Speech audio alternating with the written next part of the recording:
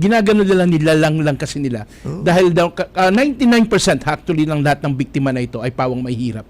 Ibig sabihin yun yung problema rin natin doon sa war on drugs si Duterte. Anti-poor. Ba sabi ni Duterte, mahal na mahal niya yung masa at saka mahirap, Ay, di ba? pero sa lahat ng At saka ito, ang daming masa at mahirap sa DNE class na mahal siya. pero yun ang isang problema natin. Sa tokhang na ito ay 99% na laban sa mahirap. Wala kang nakita na malaking drug lord, na malaking pusher, na natokhang.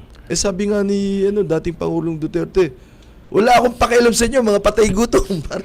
Alam mo, ito, hindi ko na, yung sila Duterte, wala na akong magagawa dyan. Mapupunta na sa impyerno yan. At saka, several years from now, a few years from now, wala na sa Pilipinas yan. Ang problema ko, yung mga klase ng tao, na mga adherents nila, yung mga klase ng tao na nagdadala ng ganyang kultura at prinsipyo, yan ang kalaban natin, mga kababayan. Hindi to usapin ng, ikaw ba pro ganyan, ikaw ba pro ganyan, ikaw ba anti. Hindi. Ito, ang labanan dito ay naratibo. Naratibo ng katinuan at kabutihan laban sa naratibo ng kasamaan at ng bulok na